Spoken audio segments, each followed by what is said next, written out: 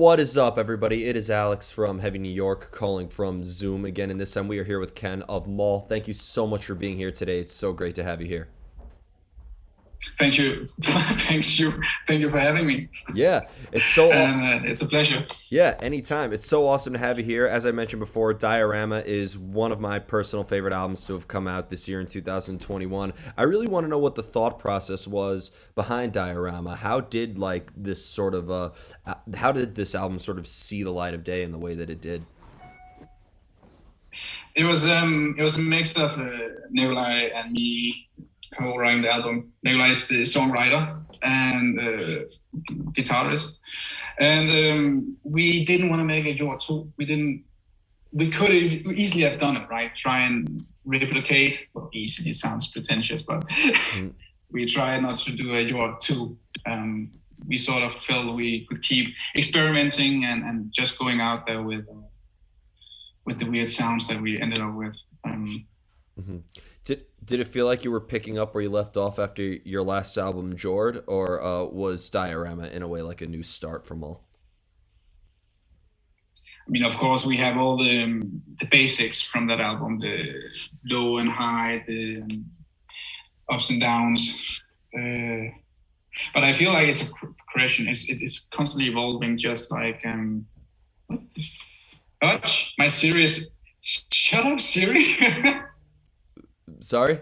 There we go. Yeah, My Siri is taking over my Skype interview. no, no, it's all good. Uh, um, it's a progression. It's a progression. So I don't think it's just building on it. It is building on it. It's taking a step further and going in several directions. hmm I think it's opening up. Yeah, because I thought that there was many different vibes between photophobic and surf and vestige and redicated and so on. So it's fair to say that every song is almost representative of like a different emotion, right? Mm. Yeah, it is, and it's a conceptual album in especially the lyrical department, and it was a tough decision for Kim to open up as much as he did on the lyrical content, and it's also sort of the same with the title. You look from the outside inwards, and it ties up. It has a conclusion as well in the end. So we start out sort of with fragmentation and noise, and it ends up with sort of soothing, although disturbing feed of the guitars. I Yeah. think it ties nicely. It's meant to do that. It's a full listen album. Yeah, I've always said that if I were to describe your style, I call it tropical black metal. Tropical black metal. Is that because of the shirts? It's a combination of everything. Like, because when it comes to, a lot of people assume that Møl is black metal just from the raw screams and the sort of atmospheric element. But like, I'm not listening to Diorama in a dark forest with snow. I'm listening to your album as I'm walking along Venice Beach in Los Angeles or something like that. And that would be sweet though. It's a dark country. Proma is from the previous album. It's shot in Denmark in the winter, so we are not that Yeah. warm country. But I guess the vibes of it are certainly energetic and jubilant, Yeah. vibrant. So That I should think we'll keep that. Maybe it sounds better than black gaze, right? Tropical black metal. Yeah, I think it sounds a lot better. I hate that term black gaze. I think it's like so vague and so not specific, but tropical black metal or metro black metal because I could listen to this in Times Square as well. Metro metal. Yeah. Now, you mentioned that there is a concept behind this album, and obviously, that's this is kind of like more of a question for Kim in a way, but like, do you feel that maybe this concept was thought of before you started writing it, and maybe that helped influence how you approached your instrumentation as well? I mean, it was written between me and Nikolai. As I said, Nikolai he makes the song structure, and then we bounce it back and forth. And then Kim gets added in the mix, and of course he talks with her about all the lyric side. He's a great lyricist, and made up the theme, and we discussed it and which part could fit in where. And so in that sense, it's put in the instrumentation, but the tracks come first, right? in the sense, and then we add the vocals as the layer, and then the structure of the songs is also bounced off the lyrical content of them, right? So to get it that narrative and pace that it has. Yeah, and I hope that answers it. It definitely did. And being that this is a concept album, like, you recommend that, like, a listener, I mean, it could be said for any album, concept or not, but, like, to really get the full idea of the album, they should listen to Fracture and end with Diorama, right? Like, you don't recommend listening to this album on shuffle in order to get the full concept, right? No, I mean, take one song at a time. If you freaking love Photophobic, listen to it 10 times, that's fine with me. But the album is intended to be listened on maybe a vinyl, sit down, just take it in our opinion. Yeah. I wouldn't shuffle it. I don't think it'll give a good impression of the album in that sense. Yeah. Well, with Photophobic, when that was first released, I listened to nothing but that for a whole weekend. So sweet. Yeah. It's one of the great tracks from that album as well. Yeah. I can't wait to hear that live one day. Now, in addition, you also had a Sylvain guest on this album a little bit as well, who I've had the honor of interviewing and is a great friend. Working with her, did that open up new ideas for the future of Møl in the future? Can you maybe see yourselves collaborating with different artists in the future? And if so, which artists would you like to collaborate with? Oh, well, I mean, we had a lot of people in mind for Photophobic. We had a lot of different Danish artists that we were also inspired by, and we ended up with Mirse from Siamese, who was also out of his, I would say, comfort zone, and that's why we really liked it. It gave it a different feel. A lot of people assumed it was female vocals, and it's not. It's male. And with Catherine, she did such a great job. And we sent a pretty rough demo of it, and she added so much on it. So hats off to her as well. Amazing. Yeah. I would say, who would I want to collaborate with? Well, not any drummers. Take my job then. Yeah. No, I mean that's a hard question, but we always love getting, like, on an album. I think you can allow that experimentation of having different inputs from people, as long as it fits the song and what we want to do with it. Yeah. And I would love to have the Townsend on it. That would be sweet. Yeah. Well, because I do consider Møl's music to be very experimental in a way, so it's fair to say that, like, trying new things is never an issue for songwriting, right? Yeah, I mean, we keep an open mind all the time for everything we do in this band. I know it. I would love to have the lead singer of Aha on it. Aha? From Take On Me? Yeah. Oh. Yeah. Okay. Let's call it, man. New project. You got to do a cover of that song. You have to do a cover of that song. Yeah, we always thought about doing covers, and then we just make our own song, Yeah. Fair but enough. we take inspirations from different songs, obviously. Yeah. Well, your vocalist can definitely hit those ranges and scream, though. I would actually like to, I'll be God. I don't know. I can't do it either. But no, man, that wasn't too bad. That sounded like a fry scream. But yeah, but covers is we can't download it. It's not a Møl thing. Okay. Yeah, we got to do our own thing. Yeah. As a drummer, have you always needed music before you lay down the rhythm, or has any song by Møl has ever started with drums? Have you ever laid down a whole drum pattern and the band would write over that? No, but we built drums out of, like, Fracture was just Nikolai sitting in the practice room. One of the few songs that we got, like, an impression of. He played that tapping just for funsies, and I was like, what was that? Do it again. And it was like, you could do, like, this drum and bass over, and it's like inspired from, like, Block Party, Matt Tong from that band. And it's like, that gotta be a song. And even though it doesn't feel a lot in the song, it ended up being quite a different song. But that was built from that, Just those two, we built from that. Yeah. But no, guitars first, then we fight about how it should be arranged with the drums. The drums can change the song. Yeah. With about. Fracture, you mentioned because that sounded like a happy accident. I've noticed that with the whammy bars too. Was that just kind of like a all bets are off sort of song in a way?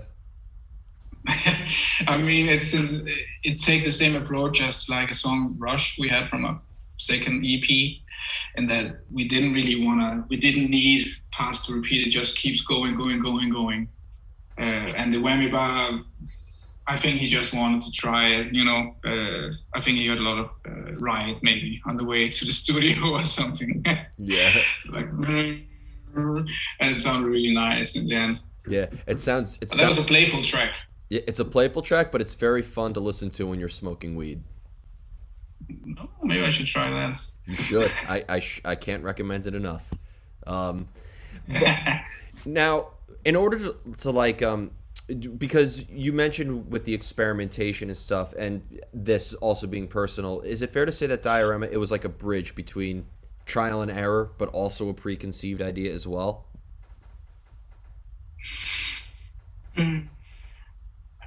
The idea, well, we went from the goal that we could just do what we felt like. We didn't want to, because we discussed it sort of like, should it be the your two, right?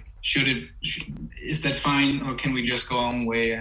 But I think we got enough confidence that we actually work best when we just keep the experimentation going, and like involve all the whammy bar or shoegaze or drum and bass. Like, we don't need to. Nikolai just kept writing that, and it's not like he sits down to write a specific part or a specific song with a different vibe. It's just that he just sits with the guitar, and sometimes stuff comes out, sometimes it doesn't. Hmm. And do you think that with Diorama, like, can you see?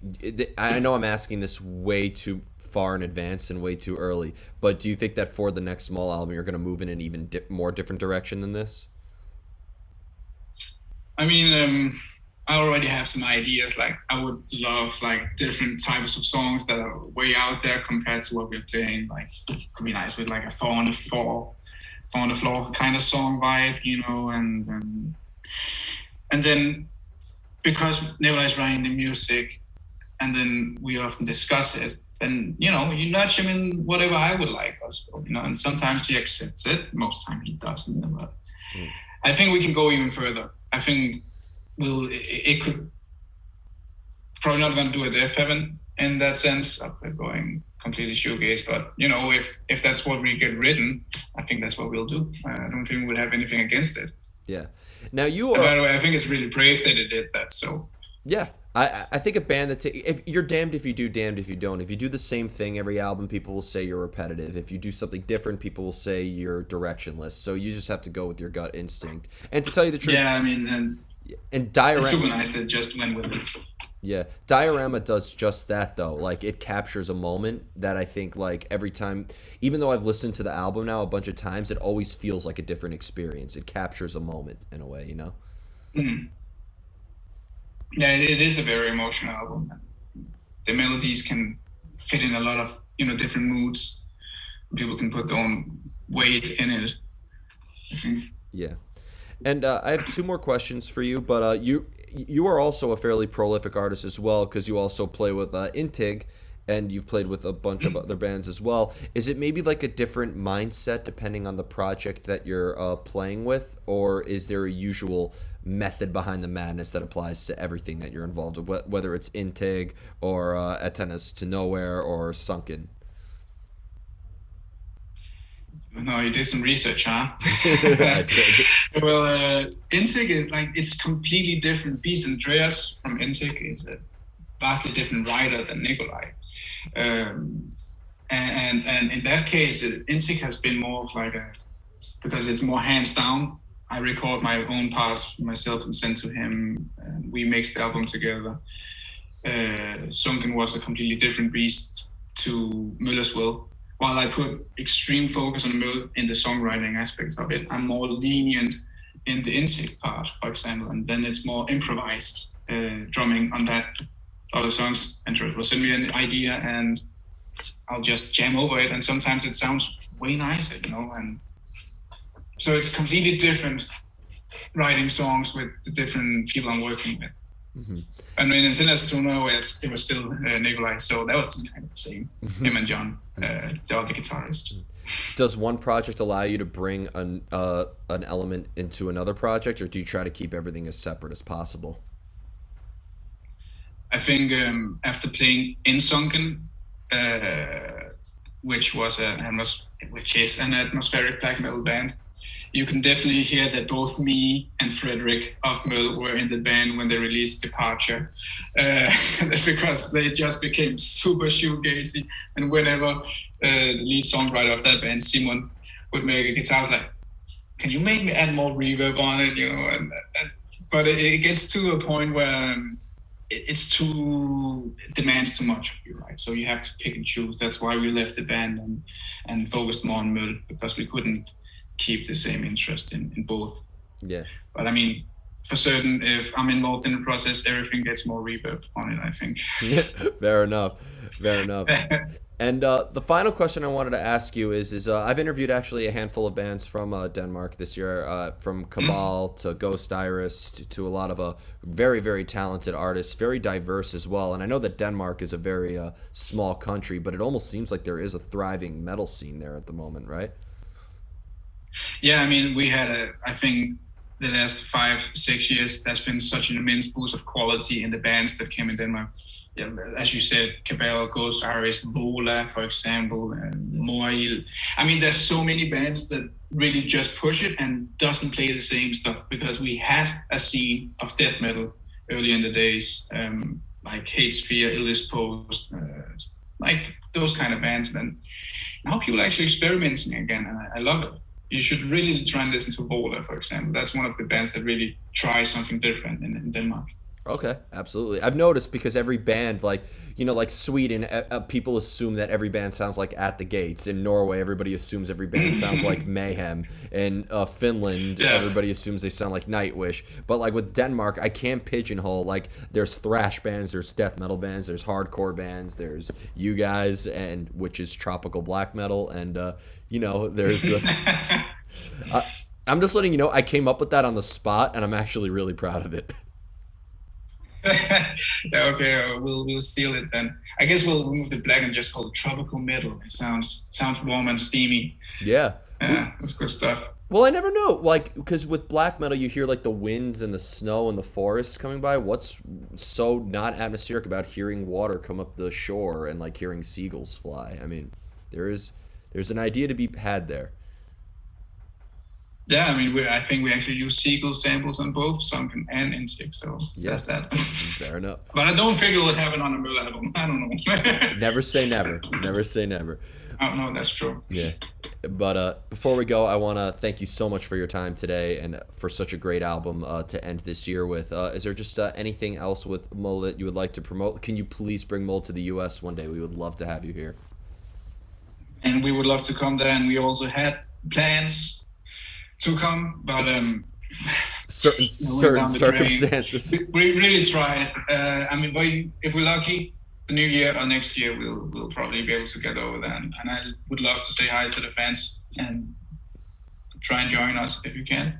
Absolutely. Stay safe in these times, and thanks for having me join on, Alex. Yeah, anytime. Everybody, we are here with Møl. Be sure to check out Diorama if you haven't already. One of our personal top albums of 2021. We'll see you next time on Heavy New York.